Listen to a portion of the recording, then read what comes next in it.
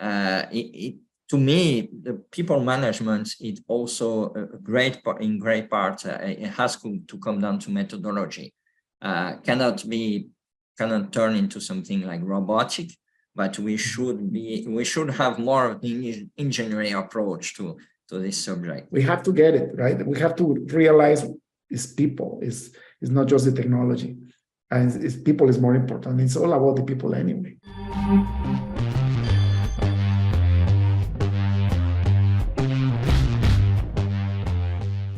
Welcome to the Leaders in Tech podcast. I am your host, David Manzella. The whole purpose of this podcast is to interview brilliant minds in technology that happen to be great leaders too, with the only purpose of showing the world how we can leverage people and technology to go to the next level in business and in life, and to create abundance and a better world for everybody. Today we have with us Thierry Battistini. Brother, welcome to the show. Thanks a lot, David. I'm not the best on pronouncing names, so for the audience, can you give your full name? Where do you live and what do you do for a living? My name is Thierry Battistini. I'm originally a French national, but I've been living in Brazil for 20 years now, after working in 5 different countries. And I spent half of my career on the business side and half of my career on the IT side. Currently, I'm the senior advisor for technology of the Swiss bank Julius Baer, which is in Brazil the largest multi-family office. And I'm currently launching a new business called Red Wolf AI, and actually pretty soon moving to Canada. That is amazing. And that's a long trajectory. That's incredible. Let's go back to your past. I want you to remember, what were you doing on your last year in high school? And what was in your mind? What did you decide to do right after you graduated? Wow. I was actually, David, really impacted by the fact that at that time I was a firefighter. So, which is kind of common in France, actually. You can be a voluntary firefighter. And I decided to be one after the accident of a very dear friend.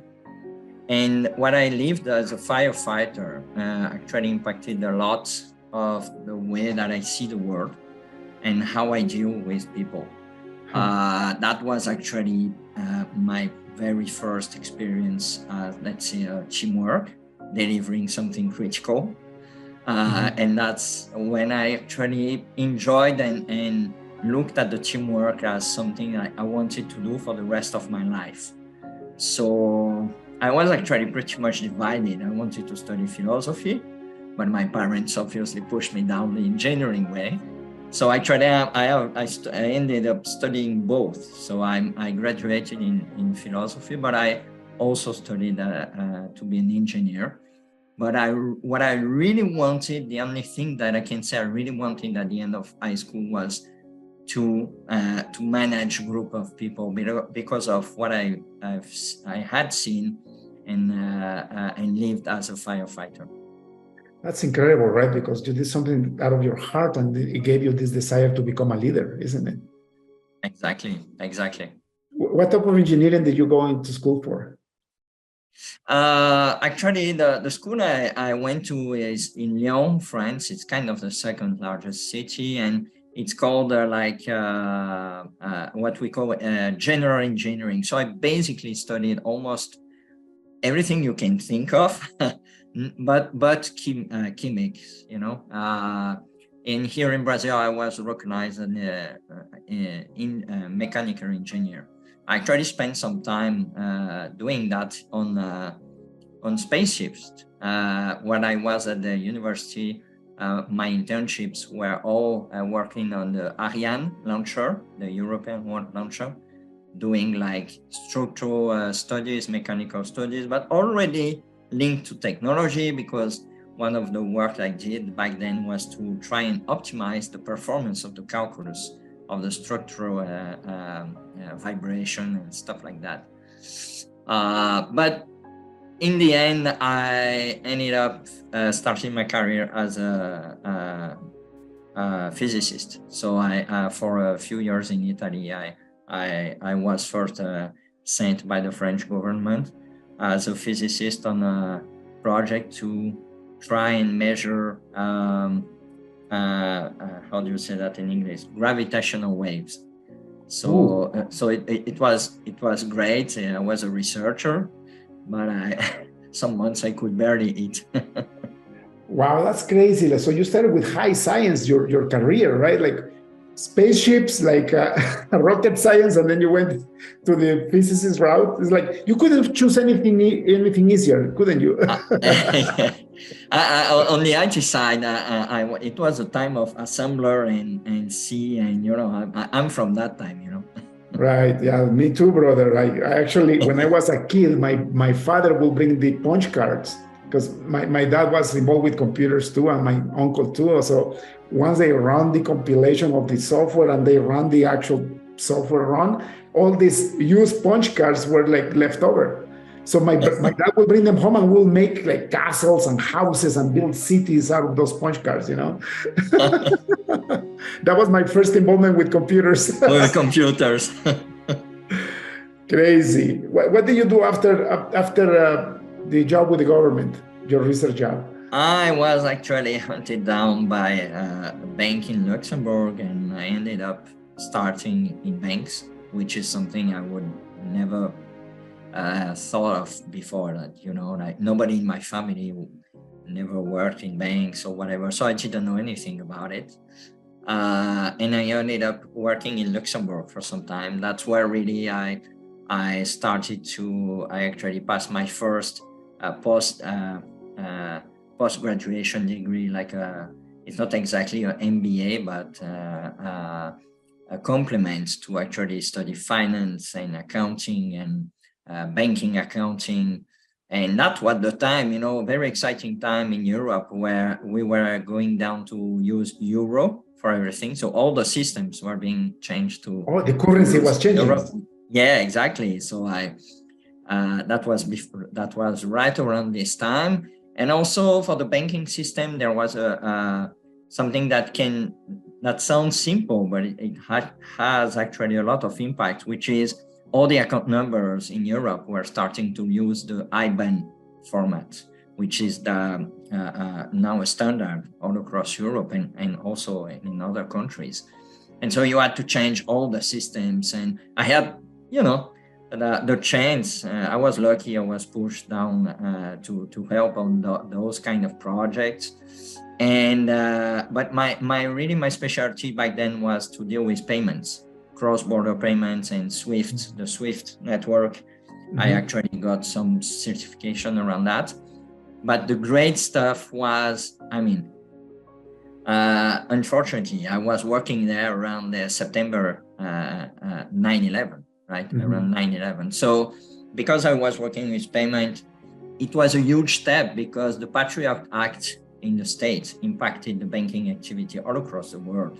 Everywhere. And that's the first time I got in touch with AI and machine learning, because the very first systems that started to be deployed in banks to track down money laundering were actually, the very first generation of systems starting to use kind of machine learning approaches. Because when you talk about money laundering, you're talking about extremely complex tracking, and right. So yeah, that's how actually I ended up working in Canada for the first time, because I ended up working a little bit at BMO as a compliance side, as part of the Department of Compliance at Bank of Montreal in Toronto, because I had this previous experience. Now, when you were hired by the banking industry, were you working in IT already, or it was on the business side?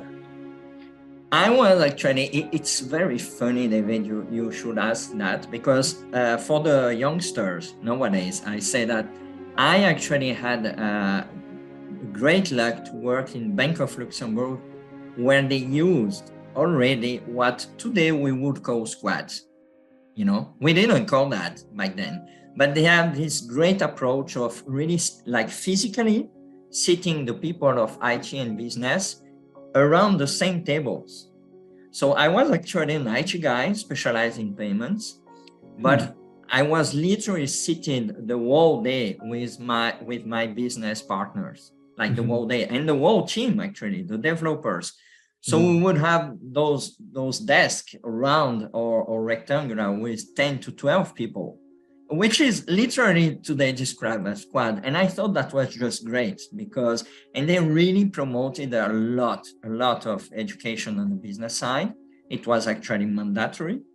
And so we really felt like we were one group, and the velocity we delivered things where it was just great. Later on, I worked in other organizations, banking organizations, where you could see that it's literally people were actually in different buildings, right? Business people in the building and IT people in the building, and these things, like, they just don't work, right? You know, it's funny that you mentioned that, and that's why I built this podcast, because you know, my job right now is to shine the light to the world, to let them know that we're all humans, and technology is built to help humans. It's not separated from humanity. It's to actually to make us better societies, and have a more abundant world, a more fair world. And I had that experience too, right? Like, I started as a software developer. My first commercial product was in 1989. I wrote a payroll system for a factory with 300 people. So they were taking a week of doing all the payroll calculations and the checks by hand, and I reduced that to one day. And it took me like a year to build that system. But now that I look back as a junior developer back then, I realized that my success was that I was writing the program right with the accounting department. So I was an outsourced consultant. They hired me just to do this. And they put me right in front of the people that were in charge of doing all the whole processing and the transactions. And if I had questions, I would ask right away. And so that's why I was successful, but I didn't know. And then when my career started to evolve, I experienced that, where IT is in one side and business is in the other side. And we don't talk too much to the business people because they're going to ask for more, right? And there is complexity around there, right? Because also you have to have some rules,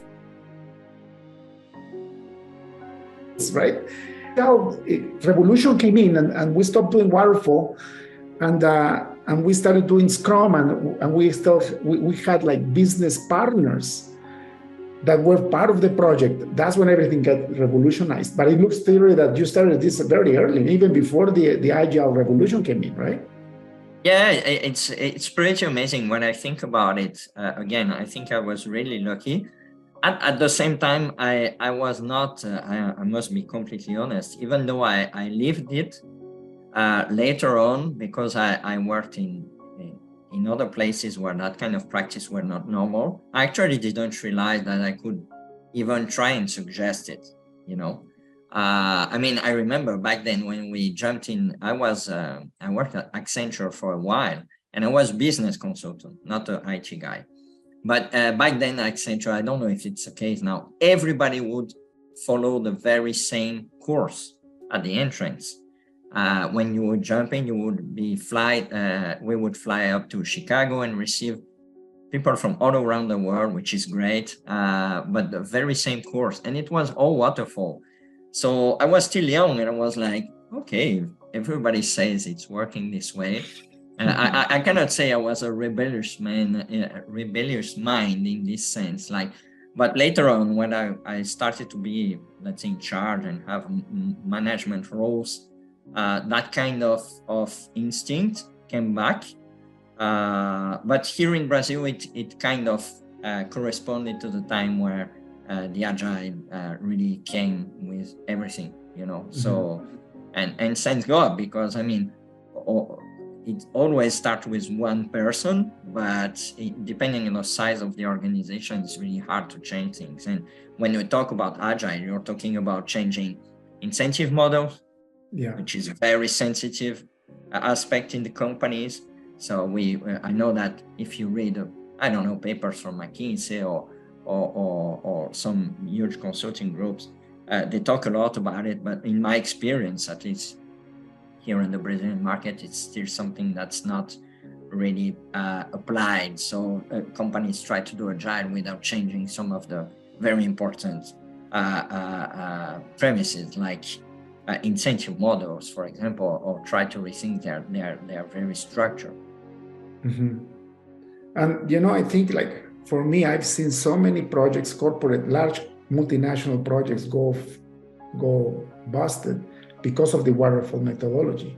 And I think it's because we had nothing. So if you look at how computer science evolved, and it was so fast, and we had no point of reference, we were writing software that is not tangible. And the only thing that we could follow is the engineering / structural building disciplines. And that's where waterfall comes from, right? Like that's what people follow when they make a skyscraper or they make a house, or, they follow waterfall, but it's because it's material and you can see it. And if you don't plan the whole thing at the beginning, you cannot provide a budget, right? So it's not like when you are building, making a 10-story building, you cannot say, oh, you know what, let's change the foundation from this block to that block. You can't.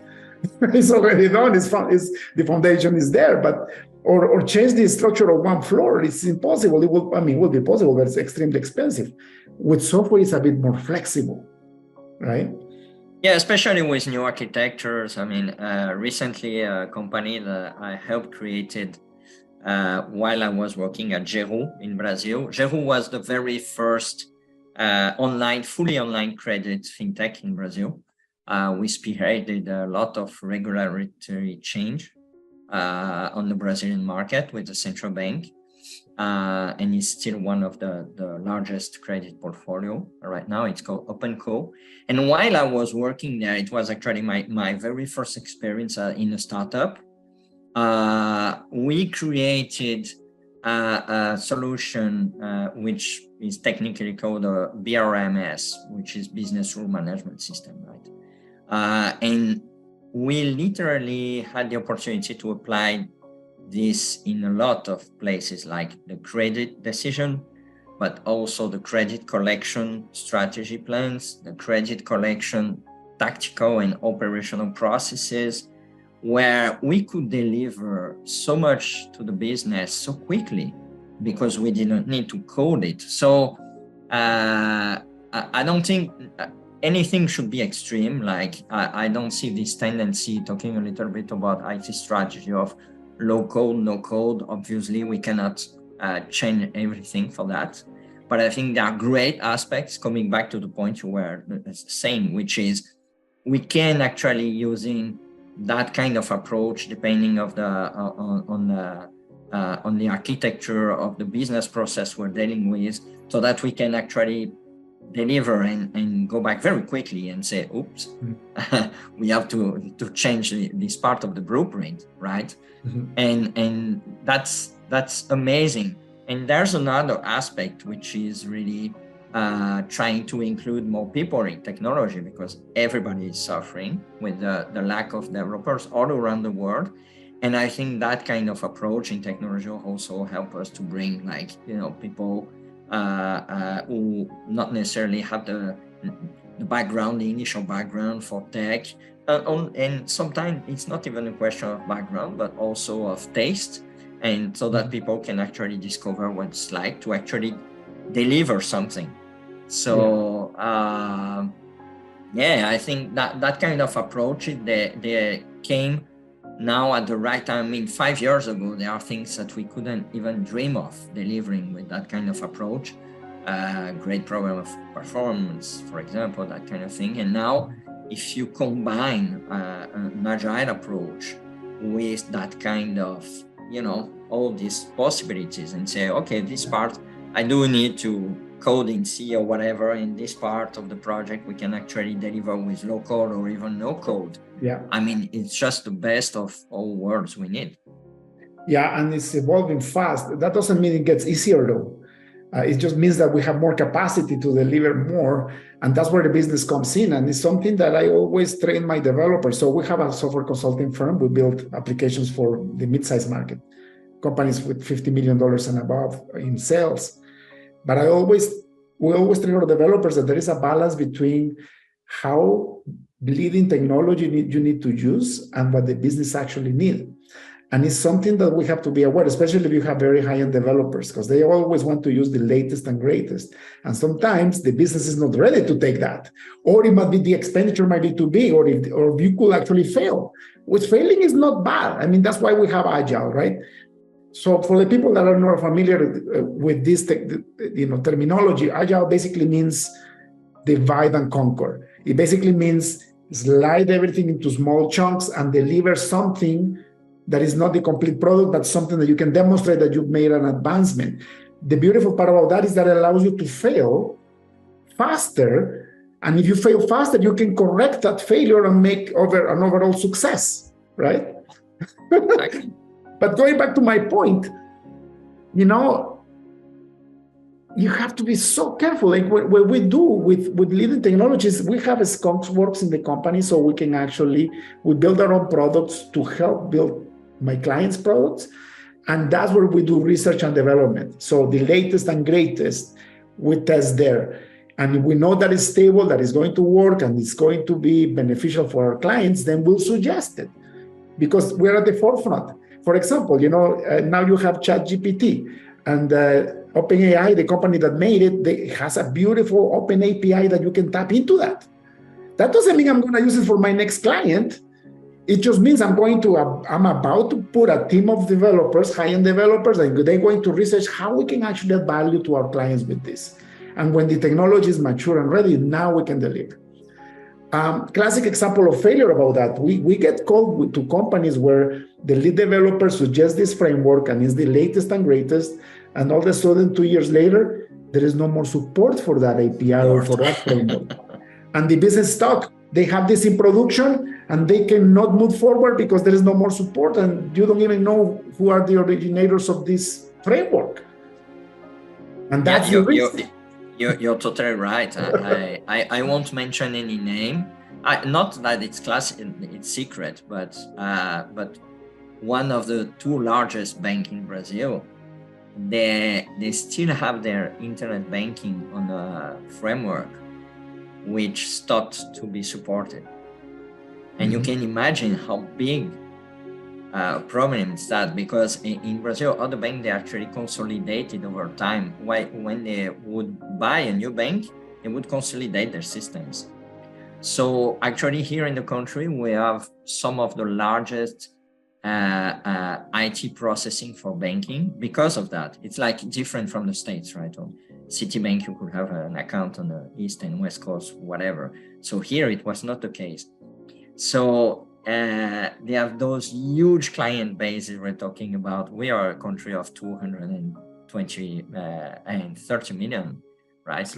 And they are still stuck. So obviously, on the business side, they developed a mobile app where they are trying to deliver the same services that and on the new UX and way better. But when you try to use the computer, which still happens, obviously, they are stuck with the framework. So, and this is a mistake. I know for a fact that they spent literally hundreds of millions of reais trying to get rid of, and they are still stuck at the same point. So IT decisions are really critical on the medium and long term. And it could cost a business its life. Like I've seen companies fail because somebody made the wrong choice in technology. It's incredible, and that's where you have mature leaders that take wise decisions. Not only young kids with these amazing minds that could be a knife against the business. Yeah, I mean, there is a book in France. It's a quote from a book which says, to the great souls, the value doesn't wait for the number of years. And when I was young, I was like, yeah, for sure. When we are extremely young, we think that we know it all. And I mean, obviously there are people who are completely outliers, in terms of intellect, but experience has to be valued. Definitely, because that if you look back, IT within the companies has not been leveraged for that long at the end of the day. So I think if in a historical perspective, we should recognize that we are still like, like babies. Yeah. This is still very early stuff. And so we have to be very careful of thinking, stay away from the how do we say that in English? We say mode in French, which is like when everybody is talking about the same stuff, right? The trendy stuff, and say, like you mentioned, like this is the latest framework and everything. It was like, guys, let's keep our cool and remember that risk management is all about don't put your eggs in the same basket. Yeah. and that's also very much true for IT strategy. Yeah, you don't know how many projects we get called by companies where they are stuck, and the worst part is that the lead developer, if they don't have a good culture, they don't share. They think they are the rock stars, and they have this idea that if they don't share their knowledge, they will have job security, which is the complete opposite, right? Because there is always brilliant businesses like us where we can go take over and do a whole heart bypass surgery to rescue the project and save the business. Nobody is indispensable. I learned that lesson actually from me. I used to be with those kids, like when I was growing up as a senior developer, then as an architect, I thought I was key for a business, and if the business will let me go, the business will go under. That's the arrogance that comes with too much intelligence, unfortunately, right? You become proud, and when pride takes in, that's the end of your days. My lesson was very hard. I agree. And you said culture, and I think you opened the podcast saying about, it's all about people. And I know that everybody always say that, but it's extremely true. And just to share my about culture, I have today some beliefs. One of them is like Patrick Lencioni really nailed it down. So the 5 dysfunctions of a team for me is like the extreme basic tool that we always used in the teams I manage, because achieving a very well functional team is really hard. And obviously, when you talk about people, instinct and listening is extremely important. But human resources have to be approached in a structured manner. Also, that's my opinion. And Patrick Lencioni 5 dysfunction of a team is one of the greatest framework I've ever used. All the agile people who work with me have to learn it, have to apply it, and the complement to that, let's say, is to look at each individual and how they interact using whatever framework like MBTI or DISC or whatever. There are so many of them, but like the profiling, right? Because that's it. I mean, we are human beings. It's almost impossible to put us in a box. But to try and analyze and anticipate conflict using the psychological profile of the members of the team is something like I'm literally obsessed by. And again, it came back from my experience as a firefighter, where I didn't know anything about it, but I could observe what are the risks of, if the team does not function, you actually lose a guy. People die. And over time, I've been mature, it's become more mature in my head, like, how do you guarantee that people interact? Like, you can have great team members, but they don't work well together. I like rugby, right? I'm a big fan of rugby. I hate soccer, actually, which is a bit of a handicap here in Brazil. I know, you're in a soccer country. Yeah, I know. But it's really, you can see that like in so many great sports teams where you have great individuals and they play so well by themselves, but when they play together, does not work at all. And for our IT teams, it's the same. And I feel like, again, there are so many events where people talk about that, but in practice, I really try and visit companies a lot. Like at least once a month, I go and visit a different company, different segment, different industry. And at the end of the day, it's still something, at least here in Brazil, it's still something that the companies are struggling to actually implement in practice and have good management skills in their team, and which means using some frameworks, because again, we are all human, we all have bias. And so it's extremely difficult to say, hey, you're such a great manager, you're going to catch all the problems between the team members. And no, you won't. Simply because you are human and you will make mistakes and you have bias. And talking about how we read people and everything. So, to me, the people management is also a great part. It has to come down to methodology. Cannot turn into something like robotic, but we should have more of the engineering approach to this subject. What a beautiful statement. And you're right. Psychological profiles and learning how to manage people it's key for success. And see, we're not talking about technology. We're not even talking about different frameworks or anything. It's just about the people. And that's what leaders in technology need to understand, actually, or people aspiring to be a leader. What we do at my company is we actually run something called Colby. It's another psychological profile. Yeah. We do Colby and Print, and the two together helps us understand how the person behaves, so that when we put them in a team, we know how to talk to that person. The team leader knows if you're an introvert or an extrovert, or what triggers you. Print, I don't know if you research, but the Print profile tells you why do you do what you do with 2 numbers. And it's fantastic because you can never motivate somebody. For example, if you finish this part of the program on time, we're gonna go have a party and gonna have a team building exercise. If you're an introvert, that's a punishment. It's not. It's not a reward. Exactly. Right? They're like, what am I supposed to go do this? Exactly. So and we have to get it right. We have to realize it's people. It's not just the technology, and people is more important. It's all about the people anyway, right? Thierry, so you have worked in France, you have worked in Canada, now you're in Brazil.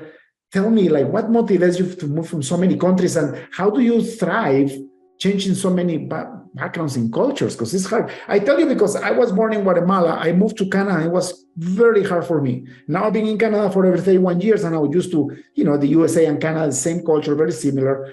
But I wouldn't be able to go to Brazil and work there. I don't think I could.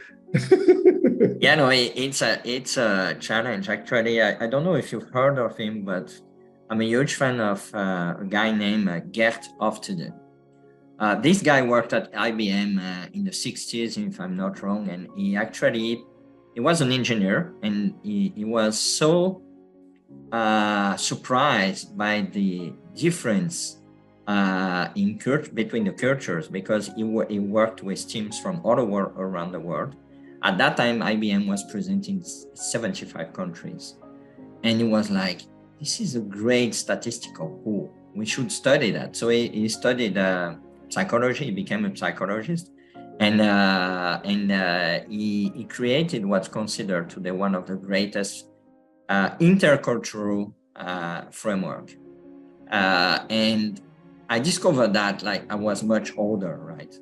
I was already in my 30s, but I had already lived in so many countries by then, and I was like, yeah, it's great. For example, in Luxembourg, in the team I worked, we had like 12 different nationalities.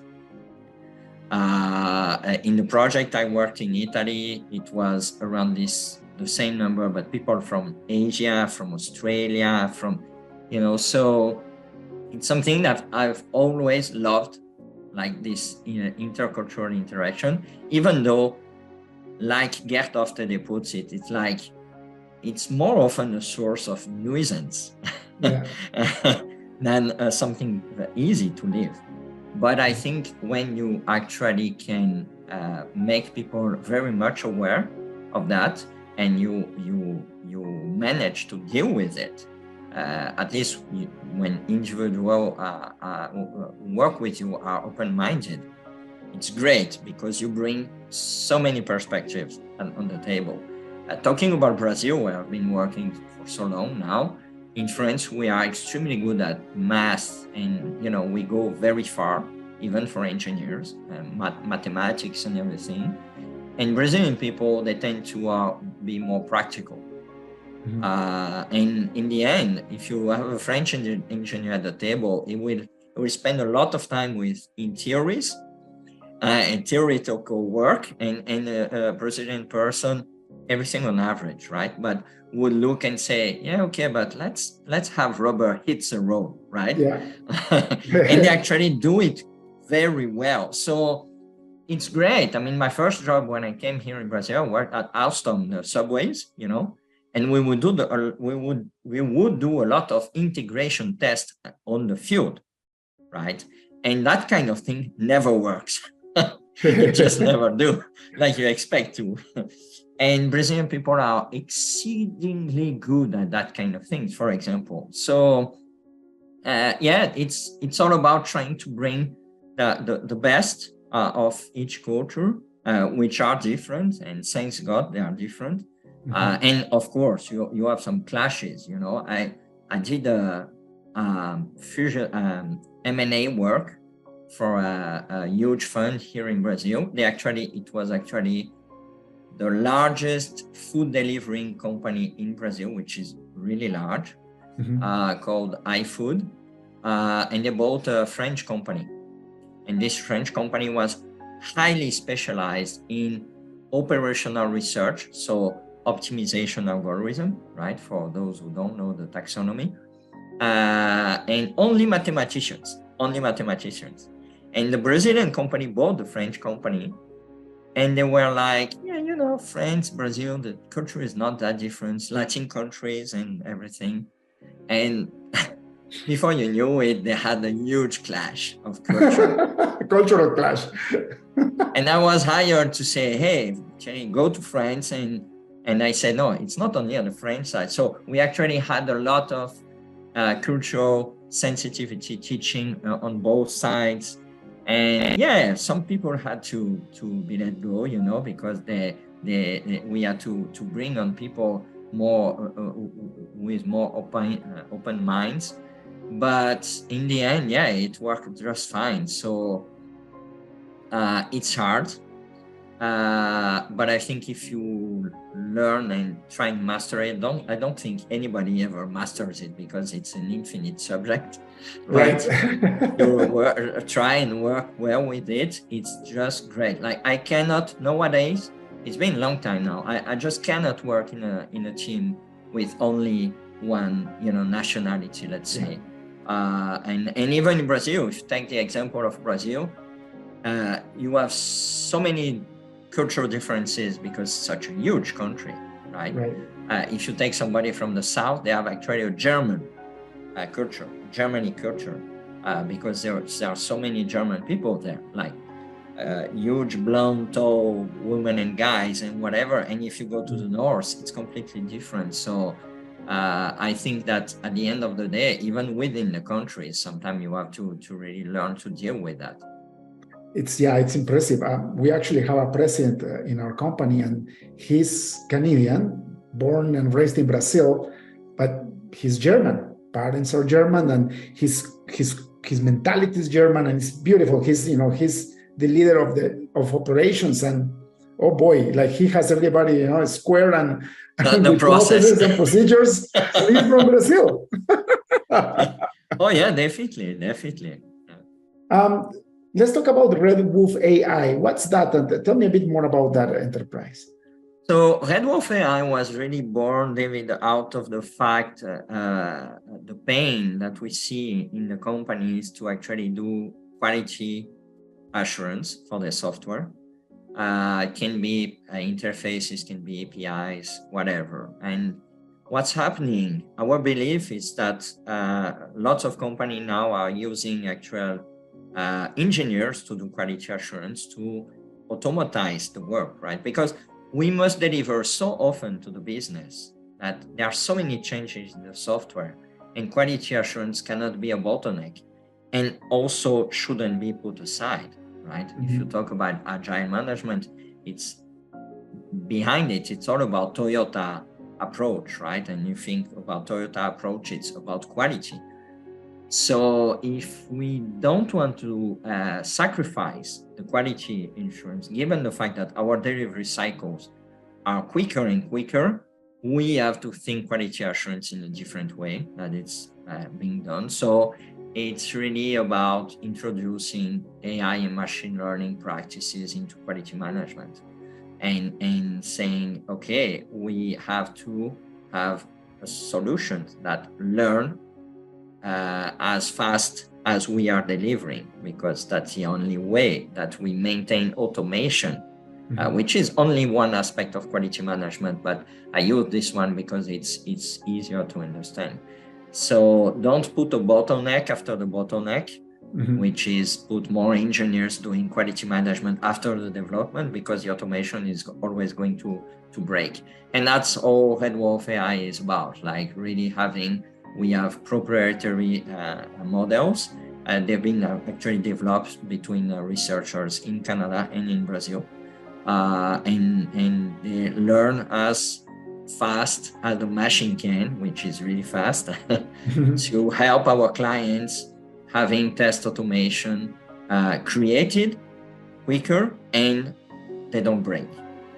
And it's so important, because if you don't do test automation, especially on large scale projects, you're going to fail, right? Your regression testing, your end user testing can only go so far. We've been using automated testing for a long time now, for over 15 years. And now that you have AI, it's beautiful to see a company that is actually using artificial intelligence to actually get the testing better and faster. Self-learning, which is amazing. So Thierry, if people would like to hire your services and learn more about you, about Headwolf AI, where can they find you?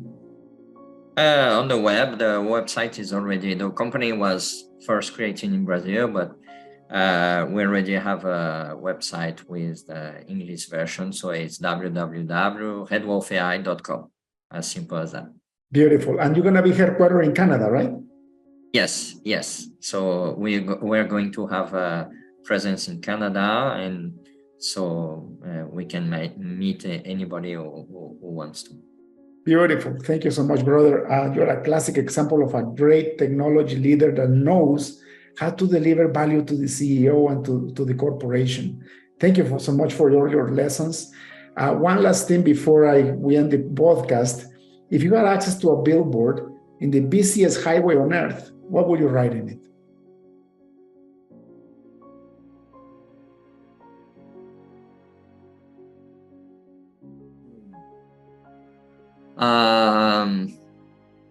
The importance is not it doesn't come from me, obviously. It's from Spinoza, the Dutch philosopher.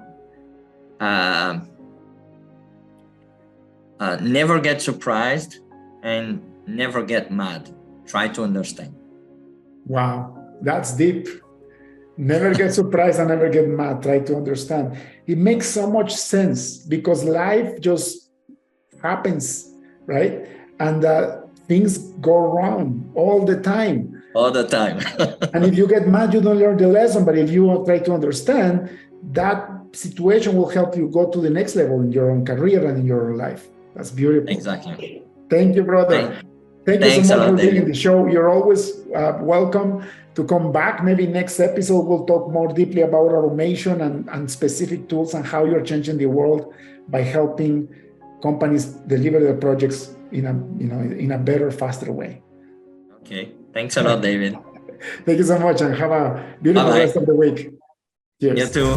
Bye. Thank you for tuning in to the Leaders in Tech podcast. Check in next week to keep learning how to use technology and leadership to change the game. See you next time.